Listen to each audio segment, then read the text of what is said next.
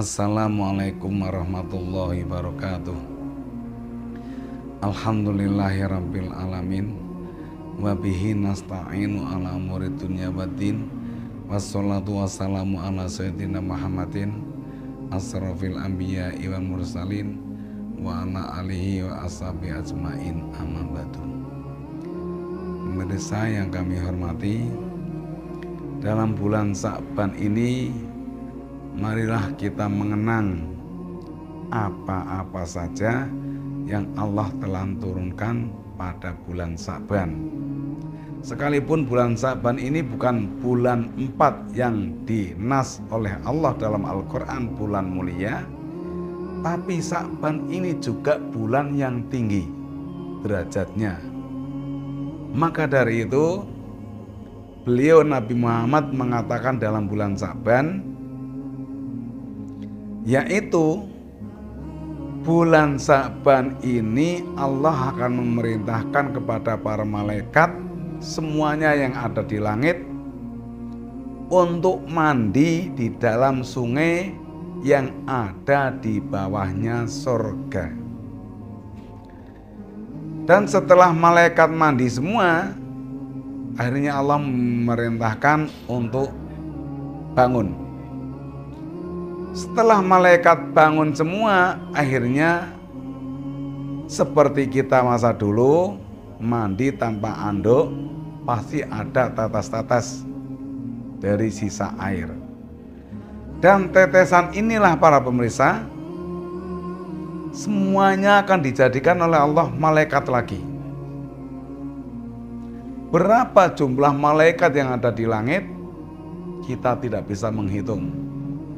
Berapa jumlah tetesan air yang untuk mandi malaikat, itu pun tidak ada manusia dapat menghitung. Dan Nabi tidak pernah menyampaikan dengan rinci.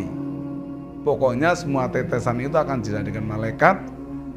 Dan semuanya dari malaikat yang sudah ada di langit, malaikat yang baru dibangun karena tetesan air yang mandi, itu dijadikan malaikat, semuanya akan mendoakan kepada orang yang suka membacakan sholawat pada beliau Nabi Muhammad SAW. Para pemirsa, betapa manusia yang suka membaca sholawat pada Nabi Muhammad, entah itu bulan Rajab kemarin, entah ini bulan Sa'ban, ini akan mendapat keberuntungan yang sangat besar sekali. Karena barang siapa telah dibacakan sholawat oleh para malaikat, maka dia dinas sebagai ahli surga. Barang siapa dia dicatat sebagai ahli surga, maka dia layak akan menerima ampunan dari Allah Subhanahu wa ta'ala. Tentu besok setelah terjadi kiamat. Dari itulah kita semua orang muslim yang tentu kita berusaha menjadi mukmin, karena tiket melalui jembatan panjang Shirathul Mustaqim itu hanya mukmin.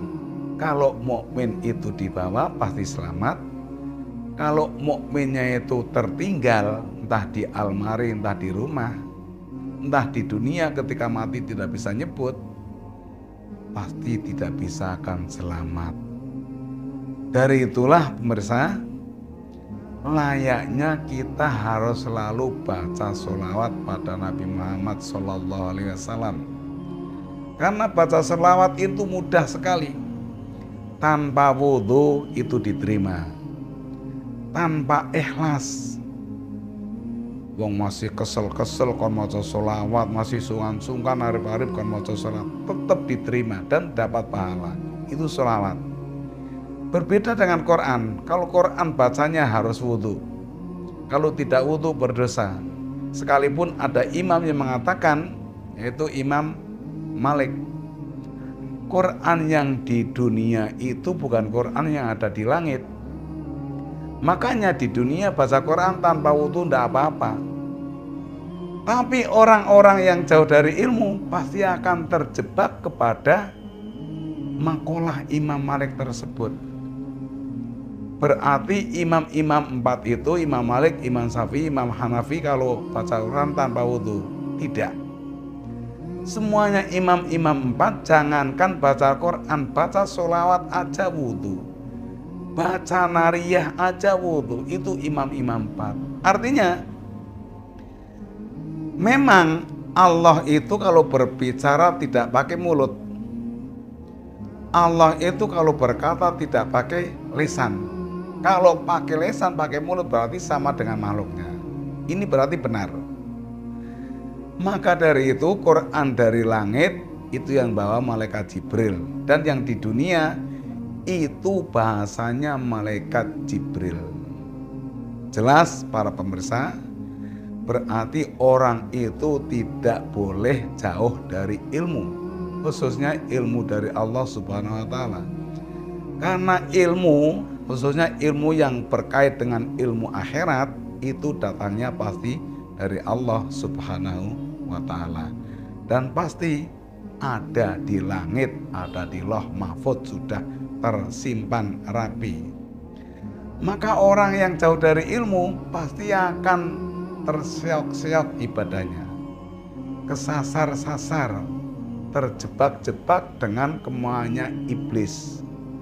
Karena iblis sekali sumpah pada Allah di surga, sumpahnya iblis ketika diturunkan dari surga itu masih di pintunya. Iblis berkata, "Ya Allah, saya minta izin agar di dunia nanti saya bisa menggoda kepada segala makhluk panjenengan." Allah langsung menjawab, "Iya iblis, kamu akan saya beri kesempatan untuk menggoda segala makhluk saya di dunia. Tentu saja makhluk saya tidak bisa tergoda oleh kamu, rekayasa kamu, terkecuali makhluk saya yang sudah jauh dari saya." Nah, ini berarti jelas para pemirsa, orang kalau sudah jauh dari Allah pasti mudah terbidik dengan kemauan iblis. Yang dilalah iblis itu tidak bisa kelihatan. Yang dilalah jin itu tidak bakal tidak bakal kelihatan. Maka dari itu, kalau manusia jauh dari ilmu, akhirnya tidak tahu persis dunia itu apa, akhirat itu apa, iblis itu apa, jin itu apa, kemauannya itu apa, itu tidak bisa tahu semua. Sangat bilahi, sangat berbahaya orang yang diciptakan Allah, tapi orang lupa dengan Allah. Itu saja para pemirsa, semoga dari hadis dan Quran tersebut bermanfaat bagi kita, khususnya terkait dengan bulan Sya'ban yang sangat dahsyat ini. Assalamualaikum warahmatullahi wabarakatuh.